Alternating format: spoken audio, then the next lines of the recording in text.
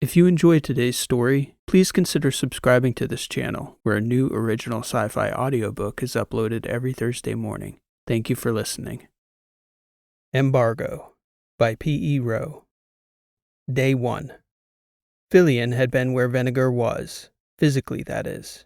It didn't mean he understood the man, or what he hoped to accomplish, showing up around the Addie's macro-mineral mines with a fleet of warships. It wasn't a desperate move. It was a futile one.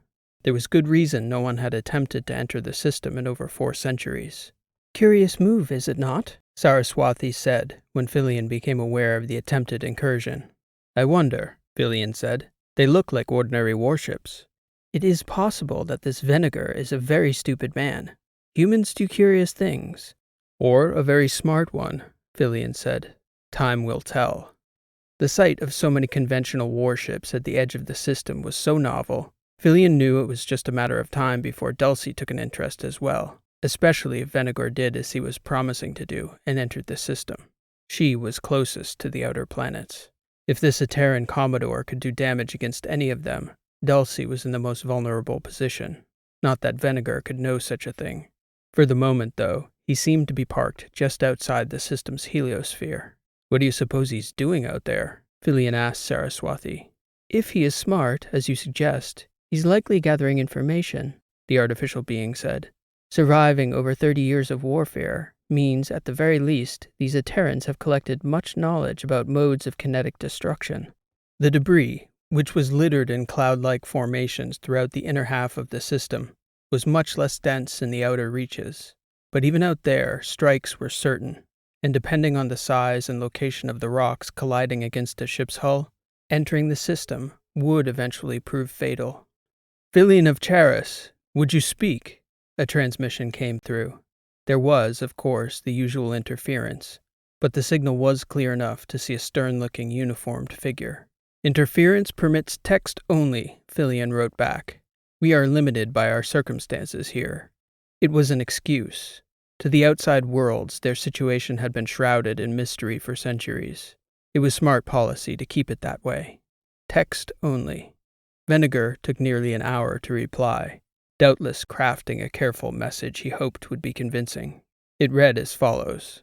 "For centuries now, allotment of life-giving elements has placed a hard cap on the speed and rapidity of human expansion into the battery. It has, justifiably, favored the largest, most successful worlds and colonies, Charis, Athos, Iophos, and Hellenia, serving them first. We do not accuse Addis of favoritism, for it is Charis primarily that manages distribution of the vital elements you in your ship's mine. Eteris, however, is finished accepting Charis as mediator, for it is our belief that their fruitless attempts to appear neutral to all parties inevitably tips the scale in favor of the status quo. That status quo finds my people locked in a decades-long war with no sign of abatement. Fillion of Charis, we hereby petition for direct access to negotiate for the macro-minerals you mine here in Addis." Dulcie, who'd been monitoring the situation, finally saw fit to comment. "That was far more polite than I'd have figured, Fillion. I wonder if he knows his history." "I suspect so," Saraswati answered. "If he intended to merely petition, why show up with a fleet of warships?" The triumvirate conferred, each of the 3 communicating their preference through the bodies of their living vessels. An almost telepathic commune convened in subspace. When the meeting of their minds concluded, Fillion sent Vinegar the following response. "Your petition is noted and rejected, Vinegar of Eteris. You may redress your grievances with Charis, or find your phosphorus elsewhere." The Ateran Commodore did not respond. Soon after the message was received, one of Vinegar's ships passed through the heliosphere into the system. Addis was a graveyard for conventional ships. There were several theories as to the exact physics of the death trap, but the leading theory was that in the recent cosmic past, a collision had occurred between one of the inner 4 rocky bodies and a small, fast-moving rogue planet. The violent collision resulted in both planets spilling their hard metal innards throughout the system so violently that the area hadn't nearly begun to settle since the initial collision. Addis was left a conflagration of clouds, dust, debris, and disorderly asteroids innumerable, constantly blasting into each other, making any sort of predictive pattern about their trajectories all but impossible. Most of the collisions were modest, but frequently enough, massive asteroids would connect with incredible velocities, shooting out chunks of glowing, orange, heat-laden metal and rock. The first of Vinegar's warships entered the system at low sublight, like a bather into cold waters, testing it seemed. It was difficult for Philion and Saraswathi to witness the spectacle without interference from dust and debris. They relied on Dulcie's projection. They hadn't witnessed anything like it before. Saraswathi was the only one of the three old enough to remember the initial wreck of the prospecting parties who thought, as Vinegar seemed to think, that it might be safe to venture into the dark outer reaches of the system, where Addis's starlight was almost entirely obscured by the debris cloud of the inner system. The darkness made for a deceptive death trap. That outer debris field was far more diffuse than the inner clouds, but it was as deadly as it was dark. Saraswathi's math suggested hull breach within the first 4 hours, complete decompression within the first 12, and total destruction before the ship even got within striking distance of the gas giant Shara, where Dulcie and her fleet were sheltering at the pole, awaiting a window for payload delivery. By hour 4, as the Ateran cruiser approached the system's original belt of asteroids and ice dwarfs, it picked up speed, all but ensuring its inability to avoid a large strike. "Suicide," Dulcie said. "It must be remotely piloted." Within the hour, the ship collided with a hidden rock in the darkness, pulverizing it to a cloud of mangled metal and fire. Among the debris field, Dulcie witnessed a spread of thousands, perhaps tens of thousands of spherical orbs spilling out into the outer reaches of the system. "He is making war on us," Philion said. "Mines?" "Some form of sabotage, certainly," Saraswathi said. Over the course of the next several hours, Vinegar deployed a salvo of 9 more of these mine-laden vessels along the perimeter of the system. Saraswathi processed their possible spread, which, over time, were certain to diffuse into the system, like an ink stain into a puddle of clear liquid. Complete perfusion. "Would you talk, Philion of Charis?" came a message from Vinegar. "He is smart," Philion said to his 2 partners. "Not a fool, this military commander." Philion did not answer him immediately. The triumvirs spent the time theorizing and strategizing. "No doubt you are trying to guess what has been deployed into your system, Philion of Charis." A second message came from Vinegar after a short time. "The devices I've deployed are a very effective, nearly indestructible type of heat mine. Simple, crude, and deadly. We understand your mining process, and we know that you're likely calculating the odds that one of your ships will encounter one of these devices before they become gravitationally bound to the rocks in the sea of debris that surrounds you. The odds of that happening are minuscule. That is not their purpose. Eventually, the odds of your mining ships consuming these mines is certain. I assure you, I can continue to make the odds of that less favorable for you, or I could ensure that when you do begin to consume them, the mines are inert. We do not wish to harm you or stop the vital service your work provides to the peoples of Charis and the Battery. We only wish to negotiate terms. Your refusal left us no choice but to change the equation. The Addis system, meanwhile, is hereby under an embargo that will cease when negotiations are complete. I await your response." Day 2. The triumvirs relied mostly on Saraswathi's tremendous capacity for calculation as they continued to discuss their options. She was one of the first 10 copies of Saraswathi Prime, a direct progeny of Mycon, who had given her line abilities in fractal analysis and quantum computing that made her perfect for functions such as Addis. Her computing firepower, along with Philion's genius for design and Dulcie's gift for engineering systems, had made mining the system possible. It wasn't just the fact that there was phosphorus in abundance that made the system so attractive. It was that the planetary collision had liberated that rare and most valuable life-giving element from the crust of the planets that had collided. Phosphorus was now present in trace amounts on every rock in the system in the form of accreted dust. But their living ships weren't engineered to be dust collectors. They were miners, and they mined by consuming the rocks themselves. Philion and Saraswathi had created the kobolds from scratch, engineering their existence for the demands of the environment. A fierce exoskeleton, a soft, highly vascular, spongy subdermis that immediately self-sealed and repaired all but the most massive breaches of the outer shell, which also converted sunlight into energy. The neural tissues, threaded throughout the body of each kobold, worked as a conduit for the three operators, a hive mind that serviced the operators, not the engines. And these bodies were master manipulators of magnetic fields, allowing the clusters of kobolds to deflect many of the mostly metallic rocks in their vicinity. Between this magnetic push and pull, and the clever manipulation of the gravitational pull of the asteroids themselves, Saraswati could reliably steer each of their three fleets around the system slowly, but with relative precision.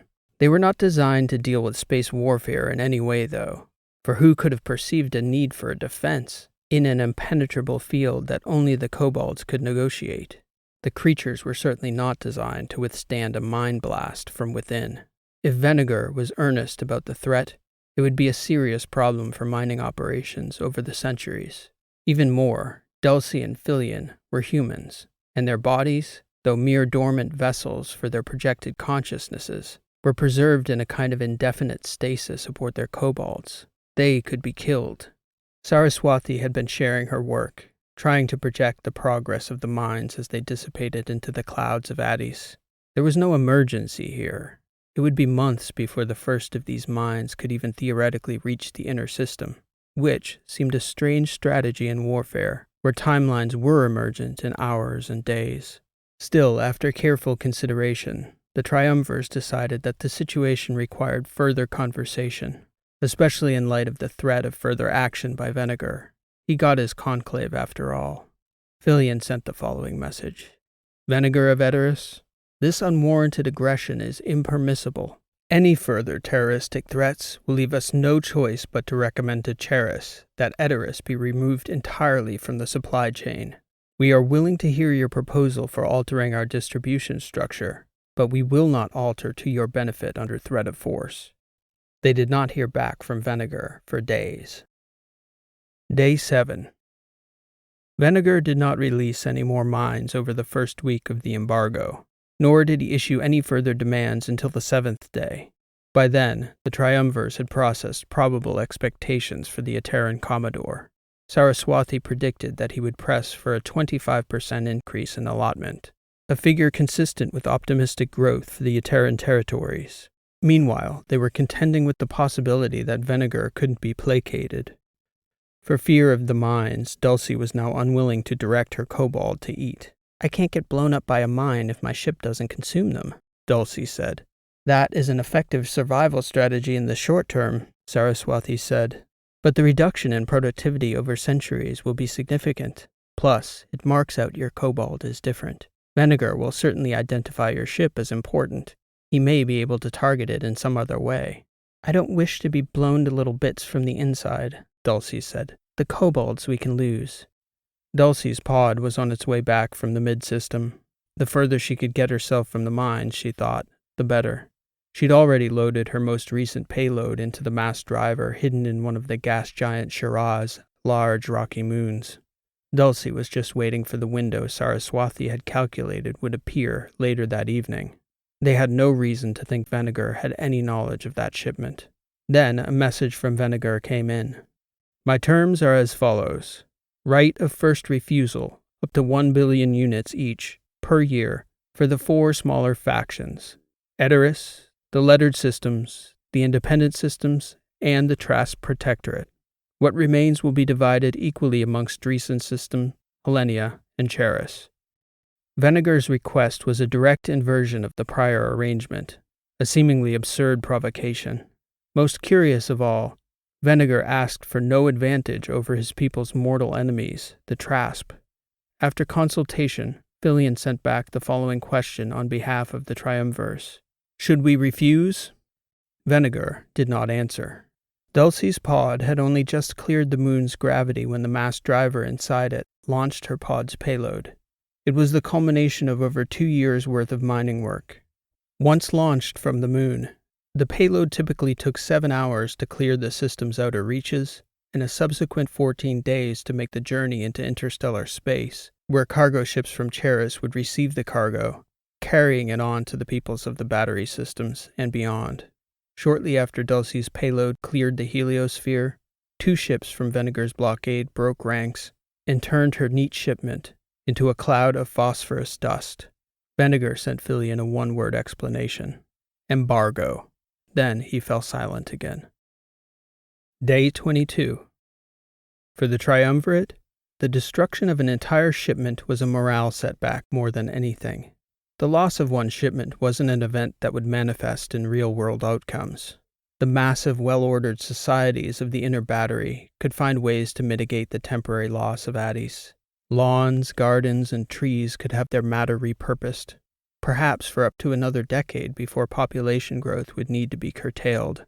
The embargo was more dire for Edoras and the Trasp Protectorate, though, where the war was responsible for destruction of biomass in large quantities over short time frames. The embargo was, however, at the very least, a change in the status quo Vinegar had spoken of when he first encroached upon Addis, and the glacial pace of conversation between him and the Triumvirs spoke either to his patience or to his willingness to put his people's own supply of life-giving macrominerals at risk in order to gain greater access in the long run. There was plenty of time for speculation as the 3 miners awaited the arrival of their regular formation of cargo carriers from Charis. Soon enough, the outside systems would discover that Addis's latest shipment had been blasted to dust by Vinegar's small fleet of Ateran warships. Day 157. By month 5, mining hadn't completely ceased, but Fillion's pod was chock full, and Saraswati's pod was well on its way. Dulcie continued to send out her empty kobolds, further from her own vessel than usual, for they were all still uncertain of the blast radius of the mines. This sparser grouping meant the kobolds Dulcie sent out were more exposed, but that distance was a trade-off Dulcie was happy to make for her own safety. The only reason they were mining at all during the embargo was for the moment the blockade was lifted, with the hope they'd be able to make up the loss all at once. Vinegar seemed determined to prevent that from happening. There had been one brief interaction between the 2 parties, with Vinegar inquiring whether Fillion had changed his mind, and Fillion insisting that he hadn't and wouldn't give in to the Ateran's demands. All 3 of the Triumvirs were surprised more than anything at how long it had taken Charis and the Dreesens to respond to Vinegar's aggression. 5 months had passed and a shipment totally lost, and still the major systems had done nothing to speak of to ensure the safe and steady flow of phosphorus back to the inner battery. On the afternoon of day 157 of the embargo, that changed, when a massive fleet jumped out and began to encircle Vinegar's ships at the outskirts of the system. The Ateran did not respond. He merely allowed the larger arriving fleet to surround him, over 200 ships strong, from Helenia, Athos, Iophos, and Charis, all well-outfitted warships built for modern warfare. When the fleet had encircled the system, and thus Vinegar, the Ateran commander sent the fleet the following message: "We did not come here to fight, but to negotiate. Fear not, peaceful neighbors. You will not have to scratch your pretty ships on our account." A tremendous explosion then erupted in the inner third of the system, a remote detonation of one of the mines. It was a far bigger blast than any of the Triumvirate had expected, powerful enough to decimate a pod of kobolds in close configuration. Vinegar then transmitted the following: "We did not intend to negotiate without leverage. Thousands of mines are armed and seated throughout the system. Fillion of Charis has our terms. We would be happy to deactivate the mines should we come to an acceptable arrangement for distribution. Should our ships be fired upon, though, I assure you the Addis miners will suffer the consequences visited on us tenfold." Then Vinegar went silent again, leaving the Triumvirs to explain the situation to the newly arrived allies, all of whom were indignant at the Ateran's terms, his presumptuousness, his boldness, and his casual willingness to disrupt the order of the entire structure of civilization. Any significant further human progress in that region of the galaxy depended upon Addis, and here was this one Ateran commodore flouting the will of humanity. They were shocked, and they were nearly as shocked at how calmly the besieged miners of Addis seemed to be coping with the situation. "For us, this is day 157 of the embargo," Fillion told them. It's difficult to maintain a certain level of anger so long. Shall we begin discussions? That question set off a fierce debate amongst the allies. After several more hours listening to the back and forth among them, Filion and the triumvirs tuned them out. Day 162. Sometime during the afternoon of the 5th day of that particular debate, Filion received a message from Vinegar. This could take a while, Filion of Charis. S71, C13, N91. Is he joking? Dulcie said. The man wants a game of Sebaka with you, after threatening to blast us into oblivion? Perhaps for him this is only business, Saraswati said. Would you permit me to make a suggestion, Filion? Certainly. F04, Q88, M33. I can start a visualization of the table. It's been a long time since we played a decent game. Very well, Filion said. Send him the rejoinder. Day 169. The Athosians had to have their way, of course. They announced to Filion that they would not proceed with any negotiations with the Ateran Commodore before first opening official diplomatic channels through Ithaca. They sent for an ambassador while they awaited official word through Edoras that Vinegar himself had been cleared to negotiate on behalf of the Ateran systems and wasn't acting on his own rogue impulse. The Sebaka game had cleared its 5th frame. Filion and the triumvirs were up by 1 frame and had discovered a most worthy opponent in Vinegar of Edoras. Day 214. After another 6 weeks without any diplomatic progress, Dulcie's pod of kobolds was stuffed to their jowls. Mining operations had officially ceased in Addis. The Athosian envoy had yet to arrive. Vinegar had tied the game's tally with a 10-stick run in the final wave of the 216th frame of the longest-lasting Sebaka game Filion and Dulcie had played in 4 centuries. Saraswati declared Vinegar of Edoras a genuine prodigy. Day 268. Mid-morning.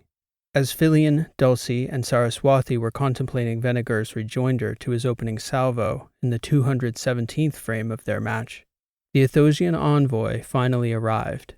She sent messages of greetings to the ship commanders and representatives from other worlds. Then she sent a message to Filion announcing that negotiations could commence. Filion sent her a cursory message, welcoming the Athosian delegation to Addis. It is a breathtakingly beautiful system to see with my own eyes, she responded. From a safe distance, of course. Quite so, Filion wrote back. Next, she wrote a greeting and a proposal to begin negotiations with Vinegar. He was busy discussing with Filion the finer points of the Harridan sequence, which he'd successfully defended against twice over the course of the previous week. As you may soon find out, Filion, Vinegar remarked, the Harridan sequence does have its weaknesses when it fails. Were you planning on responding to this Athosian envoy? Filion asked. Perhaps sometime before you employ your next gambit? I will respond to her in 99 standard days, Filion, which should give us time for roughly 90 or 100 more frames before the talks commence. 99 days? That's oddly specific. It's how long the Athosians kept us waiting. Seems only fair. K35, I19, L22. Mind your left flank, Filion of Charis. Day 367. Some 2 days to the year after first arriving outside Addis, Vinegar of Edoras began the negotiations with representatives of the major systems of the inner battery. Filion, Dulcie, and Saraswati monitored the ongoing talks, delegating responsibility to the diplomats. Their preference was only to keep the phosphorus flowing. For their part, it didn't matter how much went to which civilization, as long as humanity continued to expand into the galaxy. Whatever animosity they'd felt toward Vinegar for his initial aggression had largely faded, replaced with admiration for his cleverness and boldness. They had come to view his threats as strategic and impersonal, similar gambits to his Sebaka moves, which even after a year still surprised with their breadth of vision and creativity. In negotiations, Vinegar seemed eminently reasonable and fair, at least as it came to his enemies, though his demands of the inner battery were ludicrous. The Athosians especially took note of the fact that whatever he demanded for Edoras, he demanded as well for his Trasp enemies, a level footing for both, as well as the Indies and the Letters. Still, right of first refusal for the outer battery systems was not acceptable to the much larger civilizations whose populations were expanding regularly, and whose people were not wasting their phosphorus through the willful destruction of each other's cities. Vinegar took issue with that characterization.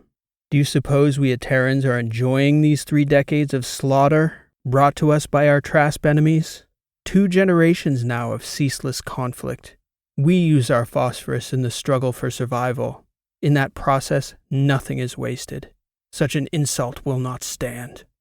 Later that day, after breaking off talks with the unified fleet, Vinegar was back at the Sebaka game, employing the hard line, a classic dilatory tactic commonly enacted to frustrate an impatient opponent. That is a bold strategy for a mortal to use against us, Saraswati noted. He does realize our nature, does he not? I would say he's fully aware, Philion said. Not much slips past the ken of Vinegar of Edoras. Day 409. Insults forgiven, talks finally resumed. No one asked Vinegar how long he was prepared to boycott the negotiations, but when he returned to the negotiating table, the Allies took it as a sign that his tolerance for the stalemate was not indefinite. After 8 months of idle standoff, though, the number of ships surrounding his fleet had dwindled. It had become clear that the chance of Vinegar's embargo morphing into a hot confrontation was vanishingly small. None of the allies of the inner battery were experienced in combat, so their clear preference was to avoid it.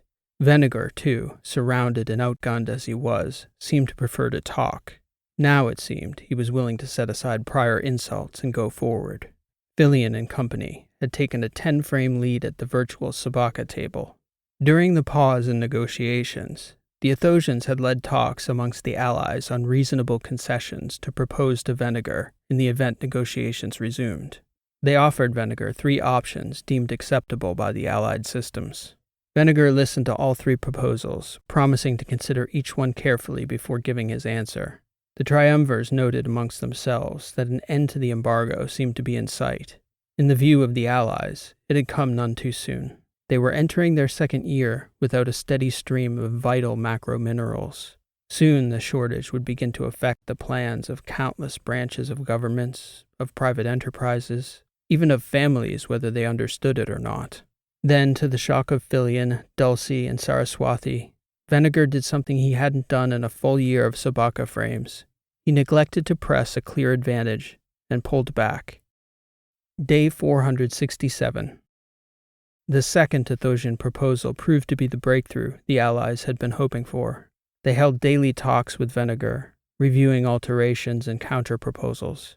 He was a military commander, accustomed to a certain level of urgency and efficiency, but according to the diplomats, he was a quick study in their world, brilliant and incisive with details, calculating 2nd, 3rd, and even 4th-order effects to policy proposals, often anticipating Allied objections before they even materialized. He was so sharp that even the normally fastidious Athosians took even more time to be cautious, looking for the move they missed, hidden deep in the minutiae. On the day the initial treaty finally reached an acceptable state to all parties, the Athosian ambassador sent word back to the battery that the embargo's end was imminent, lacking only signatures.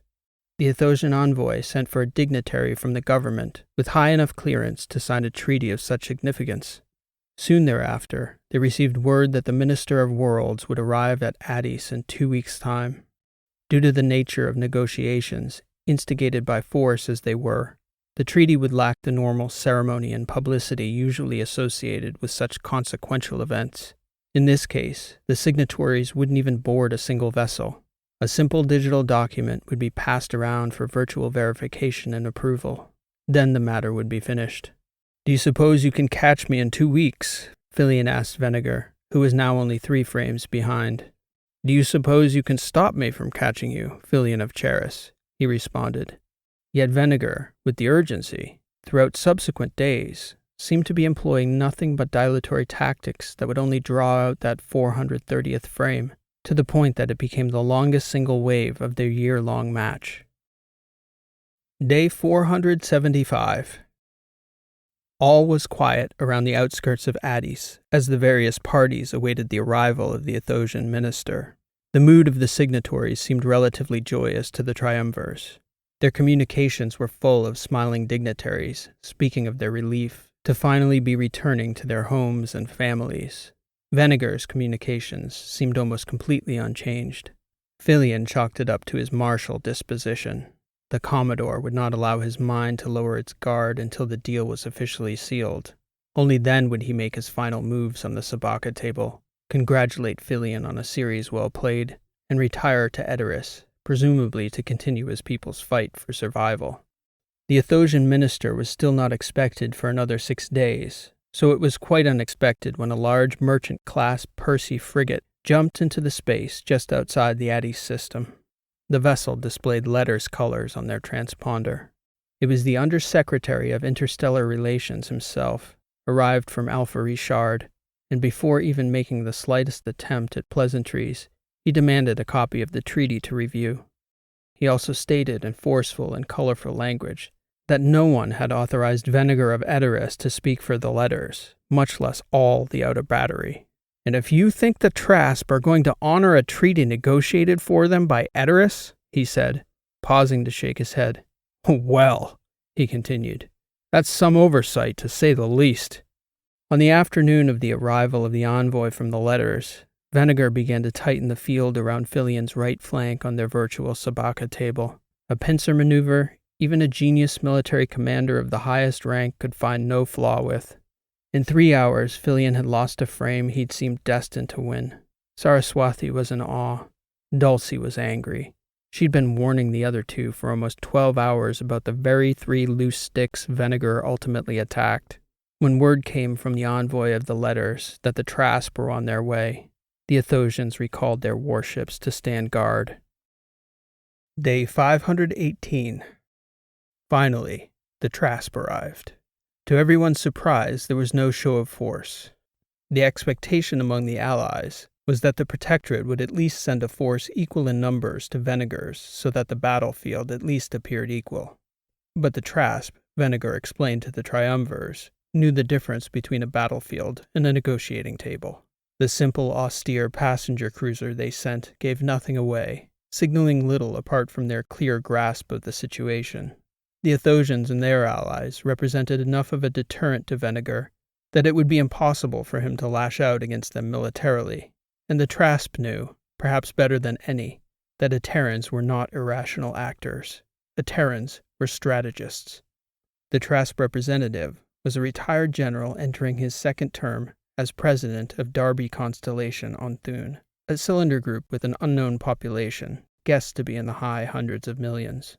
His name was Ediston McKenna, and he had a reputation for directness. He wasted little time living up to that reputation.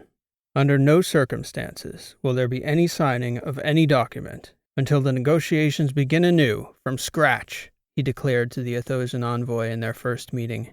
A briefing would surely be in order before making such sweeping declarations, the Athosian envoy responded. Mark one thing for certain, McKenna stated.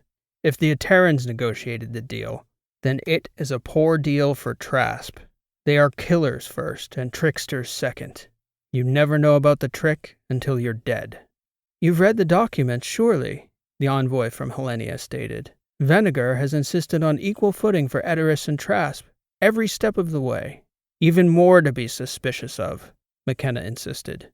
Believe there is an advantage somewhere in the appearance of equality. The deception will be in the context, or the application of equal parts. I expect the Aterans to select only a fair rope to hang us by. Later that afternoon, looking over the Sebaka board at the latest frame, quickly unfolding in Vinegar's favor once more, Filion noted how in hindsight it was as though Vinegar had known all along that eventually the Trasp would arrive and disrupt negotiations. They'd bring their unique perspectives with them, characterized by what was either well-warranted caution or outright paranoia. The trouble was that one could not be sure which stance was the correct one until history played out. Even Saraswati couldn't process an accurate prediction of such things. Filion of Charis, Vinegar wrote to him that day. How long do you suppose you can continue to hold your lead?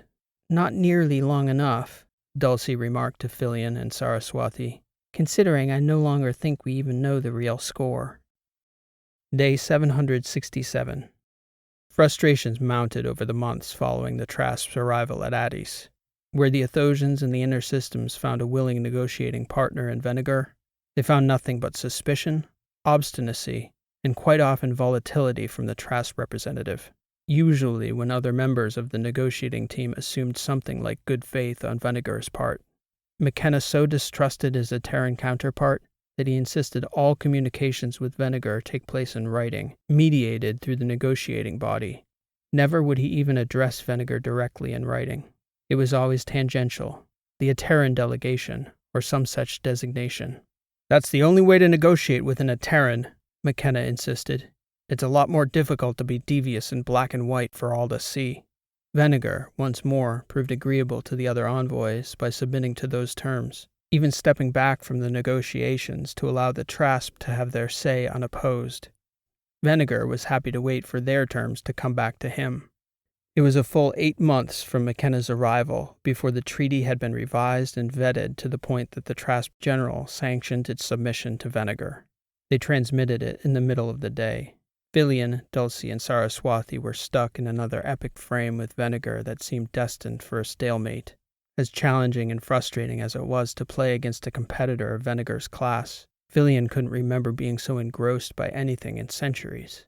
The transmission of the treaty came as an interruption they assumed might halt play. To their surprise, no less than 10 minutes after receiving the document themselves, Vinegar came back at them. I-08, N-09, F-28. "Damn," Filion said, examining the move. "Damn! He didn't even take a breath to read the treaty," Dulcie said. "Is that frame?" "Negative," Saraswati insisted. "There's still room to wiggle out the backside and regroup." "Aren't you even going to read the treaty?" Filion wrote to Vinegar. "That will require the proper time and attention, friend, like a good game of Sebaka." Day 846. Vinegar rejected the Trasp version of the treaty outright, listing each of the unacceptable advantages his counterpart had attempted to sneak into the document. For each instance Vinegar identified, he included practical examples of how the seemingly fair treaty could be applied to Edoris's detriment, at least when compared to his Trasp enemies. "I will give careful attention to these problem areas and identify a solution that will be acceptable to my people. Revisions will follow in due time." Later that afternoon, still locked in the most intense game of Sebaka in his centuries-long existence, Filion received a curious message from Vinegar. "How many friends do you have with you, Filion of Charis?" "How could he possibly know that?" Dulcie asked. And no sooner had she articulated the question than Vinegar answered his own question with a follow-up to hers. "You are the greatest player I have ever had the privilege of challenging. However, I have noted anomalies in your playing style that can only be accounted for by assistance from at least one entirely different player of your caliber. Playing one genius is difficult enough. Playing, I'm guessing 3, is something else entirely." Filion didn't answer at first. The reason for keeping their methods secret, though, had been security. They'd decided at the outset that the less the outside world knew of Addis, the less likely something like Vinegar's incursion would be. The triumvirs discussed amongst themselves and decided that such measures were now entirely moot. "I am Filion of Charis, designer of the biological ships that mine this system. With me are Saraswati 7, one of a handful of artificial beings on Charis in my century, capable of calculating the quantum permutations necessary to build a spacefaring biological being to our specifications. My third partner was my real partner in my human life, Dulcie of Charis. We 3 are in awe of your strategic genius, Vinegar." "2 immortals and an artificial," he answered. "What a way to spend a millennium, mining phosphorus for a growing population of humans who doubtless take your sacrifice for granted. I suspect this is the most excitement any of you have had since sloughing off your mortal coils, at least for the 2 of you former mortals anyway." "It is a quiet, austere life," Filion said. "A great service to humanity, though. Such services are best paid without regard to the gratitude of others, or the lack thereof." "I thank you all regardless," Vinegar replied, "and I am happy to continue to entertain while the negotiations proceed." I trust the AI Saraswati is not making moves against me. Only monitoring and suggesting patterns, as I suspect your AI is doing as well. Naturally, Vinegar said, but mine is not a famous quant. I'm surprised that I've survived thus far. Shall we continue? Day 916. Vinegar's solution to the treaty impasse were elegant and thorough. To the inner battery envoys, his counterpoints and revisions looked eminently reasonable, fair, and equitable. His Trasp counterpart, McKenna, found these overtures so reasonable that he hardly trusted his own judgment. There's always a catch, he would tell the others. There always is with Edoras. McKenna could not help himself. He wrote a further 10 revisions into the compact that favored his people, just to see how Vinegar would react. On day 916, when Vinegar reviewed McKenna's changes, his response was simply, unacceptable.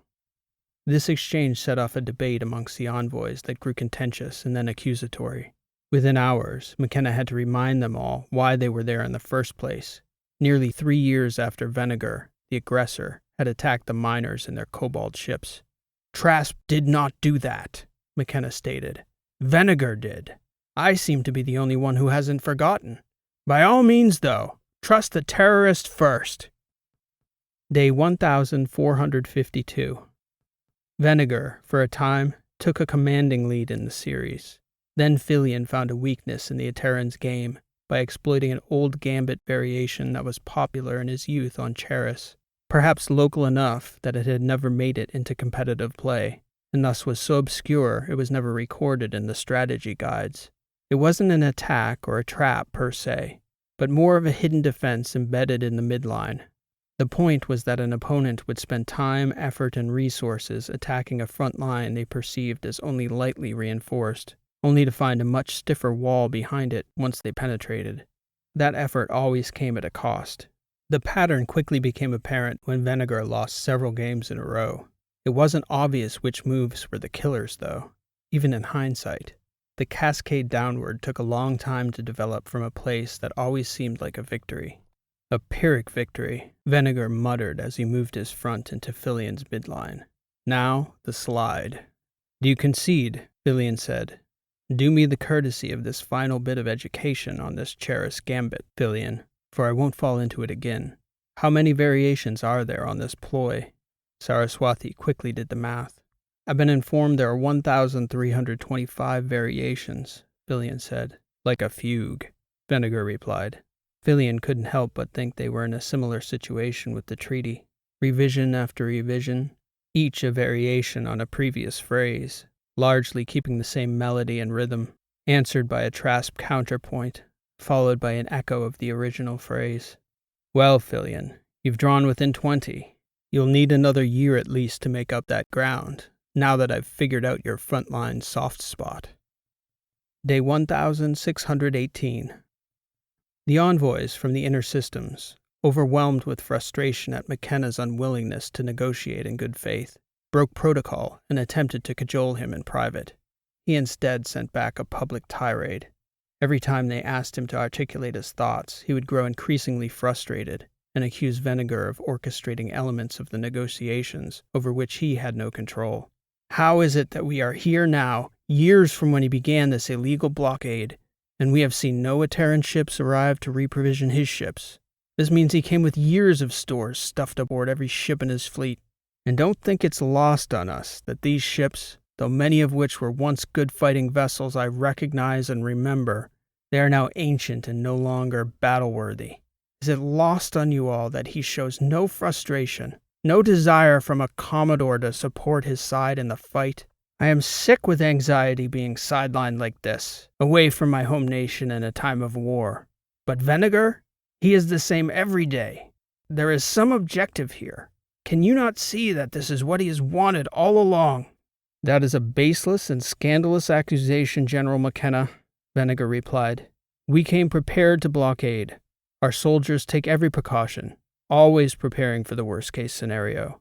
Our people have been equally deprived, starved of phosphorus, as each of the systems gathered here have been. Edoras has negotiated in good faith from day one. To suggest otherwise is yet another insult in an unbroken string of Trasp diplomatic offenses.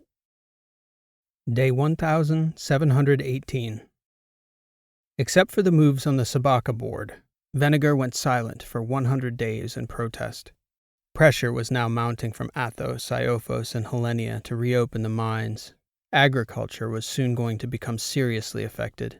Because of the secrecy of the two warring parties, though, little was known about the effects of the embargo on the Ateran worlds and in the Trasp Protectorate. Day 1758. The technology of immortality fascinates me, Filion, Vinegar stated one day between moves. How much like the planets and stars have you become? Are the matters of humanity like the movement of the winds and seas for you now? How many Vinegars have you passed by? He would talk like that and play a game that one might expect of a philosopher king. At times, Filion would imagine he was playing Marcus Aurelius, Charlemagne, or Julian Hartsock. The immortals had evened the score at 731. Meanwhile, the treaty was evolving, or devolving as Vinegar protested. Vinegar found that as the letters, Trasp, and Indies bickered, the inner battery took more and more from beneath their squabbling noses than he'd gained from his initial incursion in the first place. He expressed outrage that they were giving away a prize they'd never worked to gain. Every time he spoke, he urged them to end the standoff before they ended up with nothing. Day 1900. The framework for an agreement was in place for what seemed like the 100th time. 1900 seems like a good round number, Vinegar said the day before he agreed in principle to end the embargo. There would be a drawdown of forces from the inner battery systems to ensure safe passage for Vinegar's ships. He would pass by the ships standing guard, then transmit codes for the mines that would give the Allies access to the mines' control systems. Then, he would jump back out of the Addis system for good. A rotation of patrol ships representing all four of the major civilizations of the battery would stand guard at all times henceforth. Vinegar horrified the envoys by submitting an additional list of demands after the treaty itself was finalized. Before he saw the list, General McKenna nearly suffered an aneurysm from rage. He grew less and less red as he carefully reviewed each demand. The first demand was a standing archive, accessible to the triumvirs, to be updated yearly by each of the civilizations they serviced with macro minerals. In Vinegar's words, "They give us life. The least we can do to thank them is to tell them what we're doing with it once a year." Second, the Inner Battery series crowned a champion every 4 years, both in the individual and team divisions.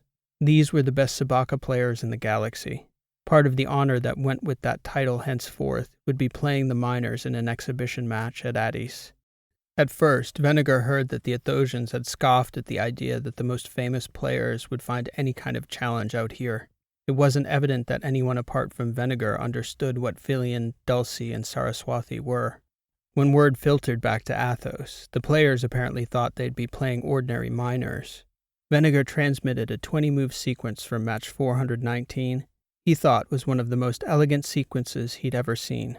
It subsequently became known as the Bimini Triad, providing instant proof of the quality of play they'd find out at Addis.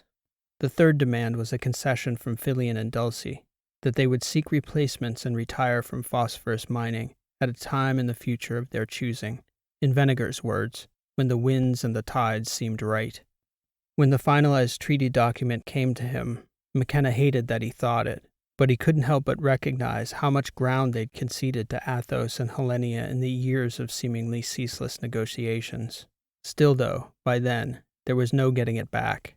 After 5 years starved of phosphorus, their new share would be nearly double than when Vinegar's blockade began. Trasp had no choice but to sign.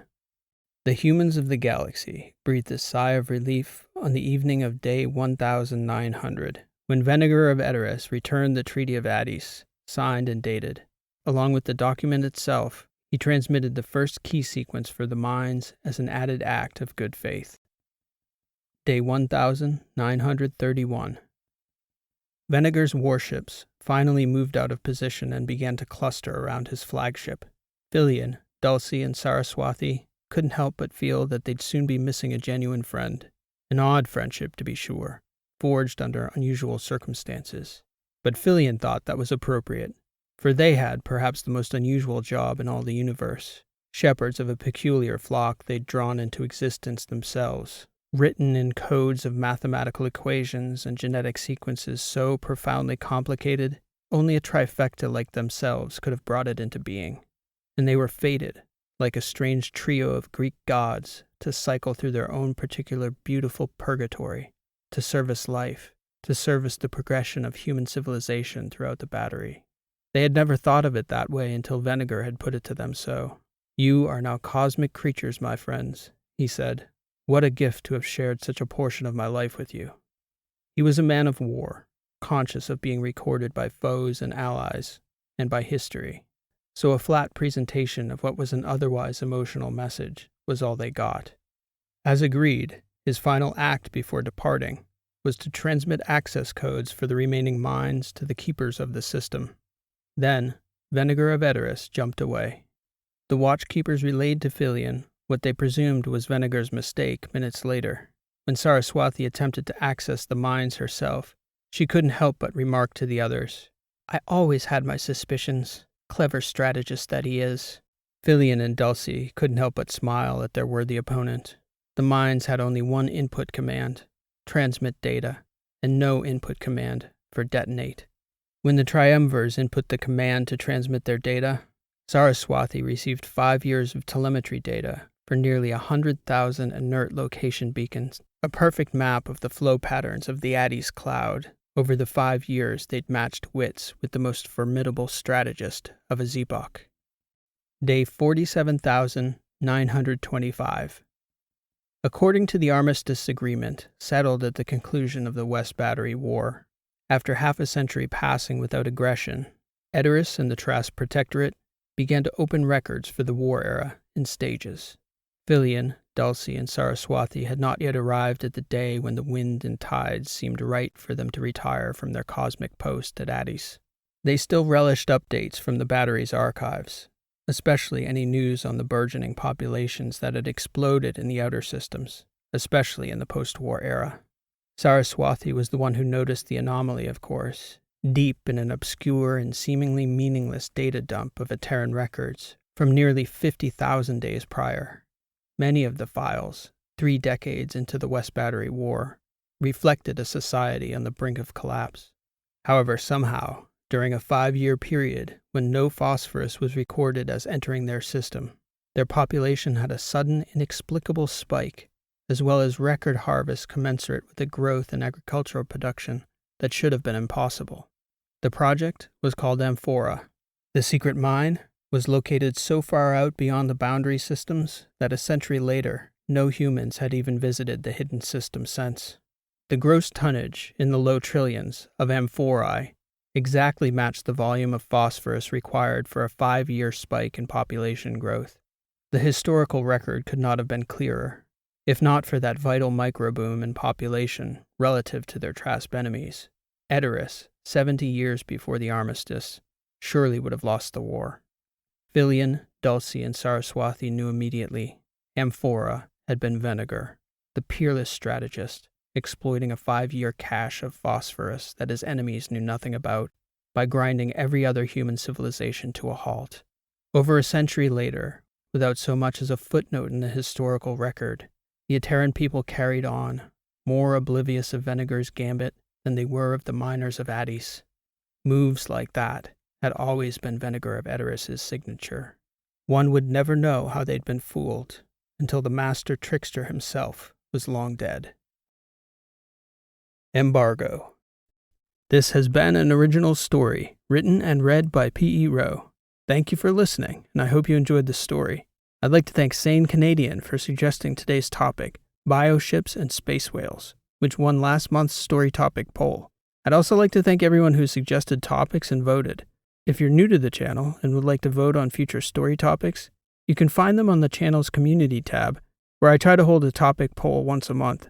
If you've got a story topic that you'd love to see become a story on the channel, please let me know in the comments below.